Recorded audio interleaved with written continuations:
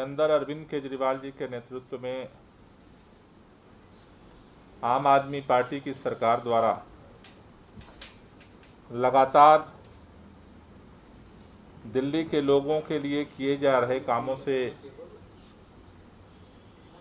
प्रभावित होकर के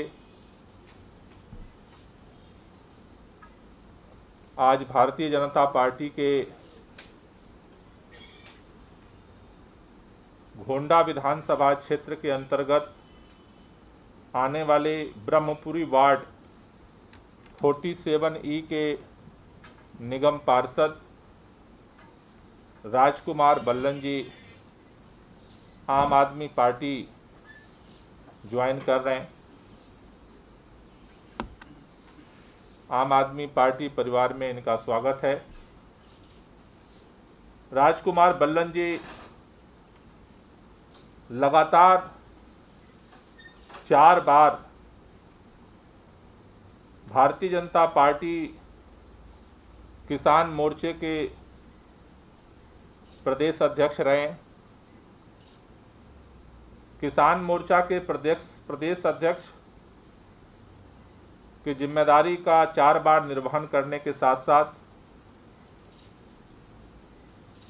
मयूर विहार जिला के प्रभारी रहे, उत्तर पूर्वी जिला के अध्यक्ष रहे, साथ ही साथ एडीएमसी के अंदर 2 बार जो शिक्षा समिति है, एजुकेशन कमेटी है, उसके अध्यक्ष रहे। आज दिल्ली के अंदर जिस तरह से तमाम विपरीत परिस्थितियों के बावजूद सरकार काम कर रही है,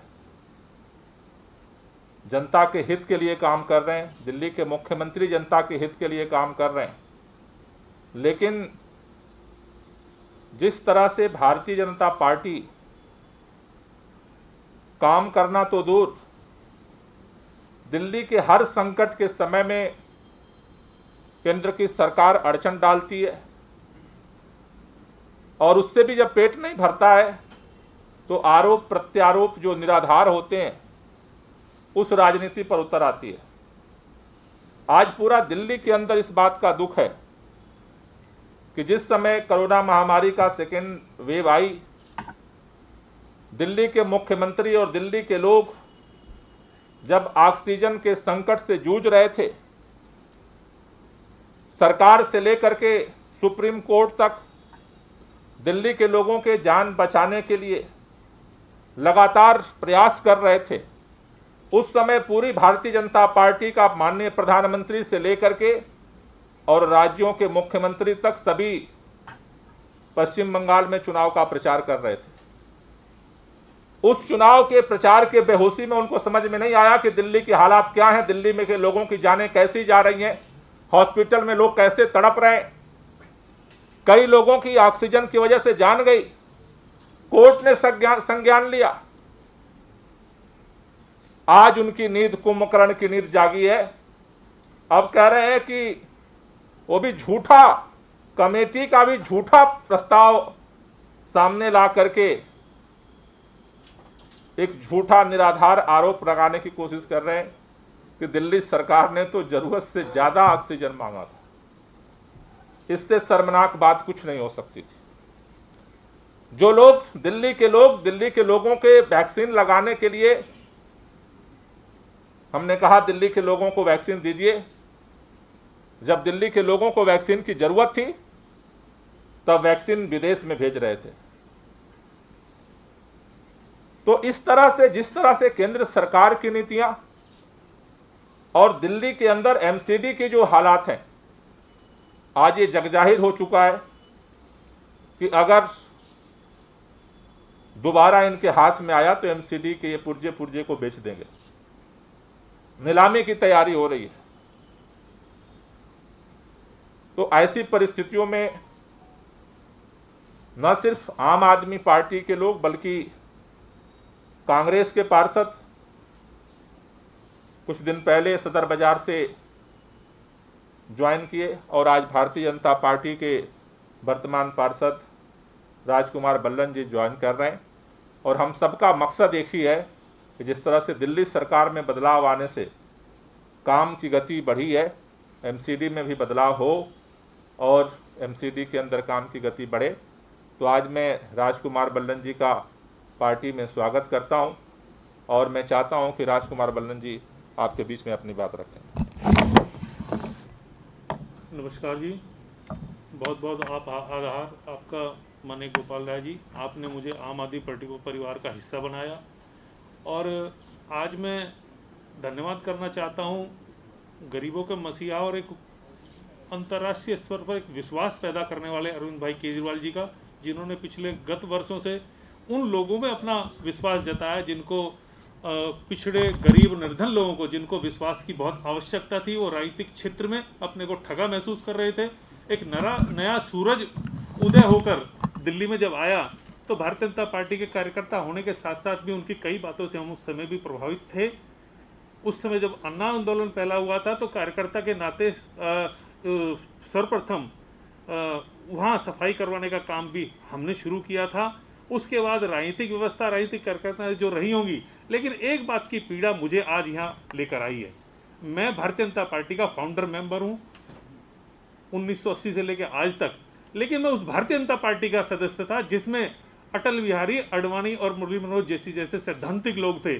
जब कभी कांग्रेस सरकार में रहते हुए और वो विपक्ष में रहते हुए कोई विषय चाहे राष्ट्रीय स्तर का हो या अंतर्राष्ट्रीय स्तर का हो तो कह दिया करते थे जो निर्णय सरकार लेगी हम उसके साथ हैं। मैं इस भारतीय जनता पार्टी को नहीं देखना चाहता जिसमें हर चीज पर बार बार राज्य सरकारों को और विशेष रूप से जहां उनकी विचार की सरकार नहीं है उनका दोहन किया जा रहा है, उनको दबाया जा रहा है और तार्किक अतार्किक तरीके से उन सुविधाओं को देने से विलंब किया जा रहा है, जिससे कि दिल्ली की जनता को और उन राज्यों की सरकारों को जहां उनके मत की सरकार नहीं है, यह नैतिकता के आधार पर भी और उनके व्यक्तित्व के हिसाब से भी देश के प्रधानमंत्री को ना तो शोभा देता है, ना उनके व्यवहार से उनके स्तर का यह व्यवहार है।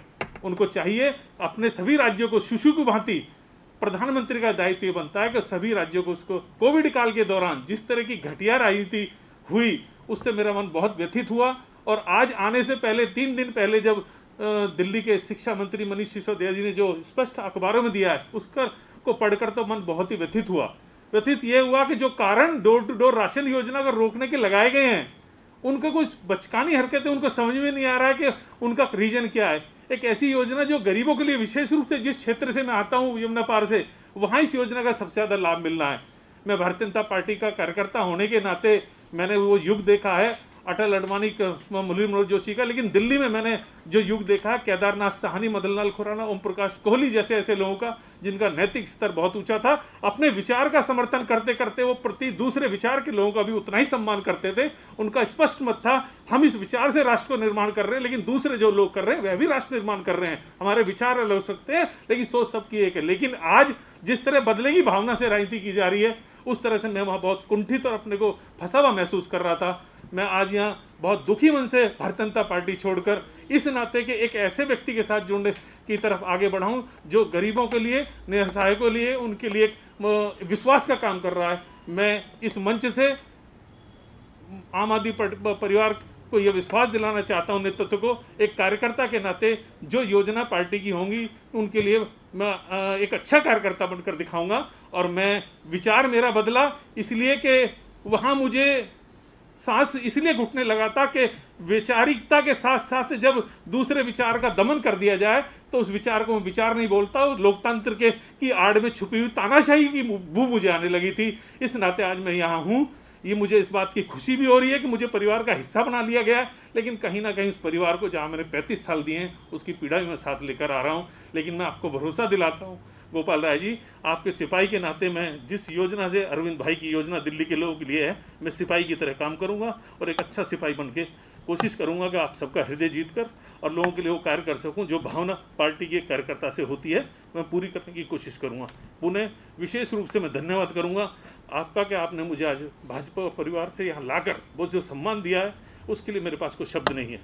विशेष रूप से रोमी भाटी और सिद्धत जी जो सेतु का काम किया उनका ही मैं आभार व्यक्त करता हूँ कि मुझे मौका दिया कि मुझे एक ऐसी विचारधारा है जो दिल्ली में लोगों के हृदय तक पहुंच रही है। इन्हीं शब्दों के साथ मैं आपका बहुत बहुत पुनः आभार व्यक्त करता हूं। कोई क्वेश्चन है तो ले लीजिए फिर। सर इसके अलावा सवाल है दो मुद्दे जिनका पहले सरकार ने इसको कर लो फिर आते हैं इस पर। कोई क्वेश्चन है? हाँ बोलिए। हाँ पंकज जी। जी सर, एक ऑक्सीजन की बात आपने की शुरुआत में, क्या दिल्ली सरकार के जो बाकी अस्पताल है उनसे कोई डेटा मांगा गया था इस कमेटी के द्वारा, या इस कमेटी से जुड़े हुए लोगों ने संपर्क किया था सरकार से कि हमें इन अस्पतालों का डेटा चाहिए, कितनी यहाँ मांग है, कितने बेड हैं और कितने एक्टिव केस हैं और कितनी ऑक्सीजन की जरूरत है? देखिए, ये जो कमेटी थी उसमें दिल्ली सरकार के भी लोग थे। उनकी जब कोई राय और उनकी चीज़ों को कोई महत्व ही नहीं दिया गया तो मांगेंगे वो किससे? ये तो एक तरफा मनगढ़ंत रिपोर्ट तैयार की गई। तो आपको लगता है कि जो स्थिति दिल्ली में बनी हुई थी उस वक्त, जो मांग की जा रही थी, बड़े बड़े अस्पतालों से SOS कॉल आ रहे थे, उस आधार पे जिन 4 अस्पतालों को चुना गया है वो तो कुछ भी नहीं है? देखिए, जो मौत का मंजर लोगों ने अपनी आंखों से देखा वो कोई छुपी बात नहीं है। पूरे कोरोना काल में हुआ क्या है वो कोई ऐसी बात नहीं थी, फाइलों की बात नहीं थी। उस समय एक एक आदमी अपने ऑक्सीजन के लिए तड़प रहा था और दिल्ली सरकार और दिल्ली के मुख्यमंत्री अरविंद केजरीवाल 24 घंटे उसके लिए जूझ रहे थे। इनको इसलिए समझ में नहीं आया कि उस समय इनको तो बंगाल का चुनाव दिखता था, इसलिए वो समझ ही नहीं पाए दिल्ली के लोगों की पीड़ा। अब किसी ने ज्ञान दिया कि नहीं ऐसे कर लो। अरे भाई, पर्दा डाला जा सकता है लेकिन कितना सच छुपाओगे? मुझे लगता है कि ये बहुत ही नीचे की स्तर की राजनीति है। और कमेटी अगर बनी थी तो कमेटी के सभी सदस्यों की राय, फैक्ट, तथ्य के आधार पर आप रिपोर्ट बनाइए, उससे दिक्कत क्या है? लेकिन केवल इसलिए कि अरविंद केजरीवाल को बदनाम करना है, इसलिए झूठे तथ्यों के आधार पर आप रिपोर्ट बिना कमेटी के लोगों की राय लिए आप बनाए हो तो ठीक नहीं है। सर, आप अलग-अलग वैक्सीनेशन सेंटर खुद भी जाते रहे हैं और दिल्ली में जो वैक्सीन मिलती रही है उसके तथ्य भी सबके सामने हैं। कोवैक्सीन जो वैक्सीन है, इसका पहला डोज जून के महीने में किसी को नहीं लगा है, क्योंकि पहले डोज जिनको लगा उनको दूसरा डोज लगाना जरूरी था। क्या इसकी एक वजह और आप मानते हैं? क्या वैक्सीन की कमी दिल्ली में रही इसलिए पहला डोज लोग नहीं लगवा पाए? लोग मजबूरी में दूसरे डोज लगवा रहे हैं।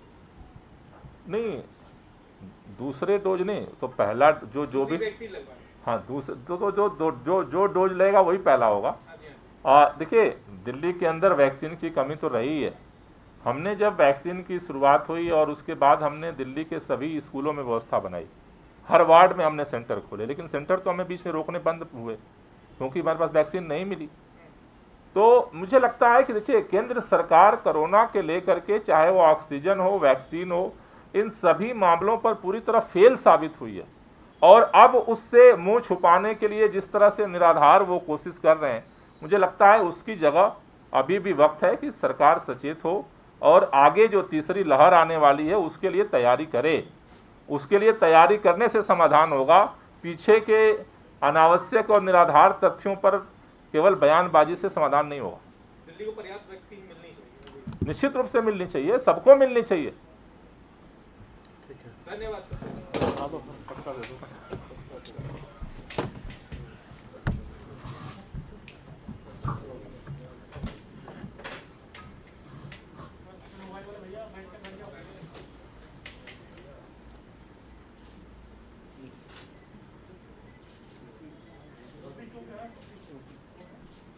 भाई टोपी पहना दो। आप ही पहना दो तो जरूरी है।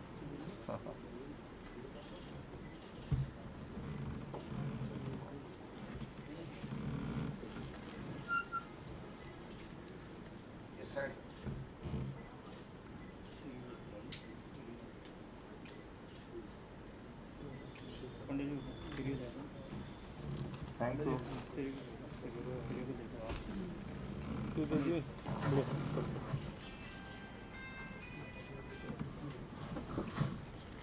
शुक्रिया।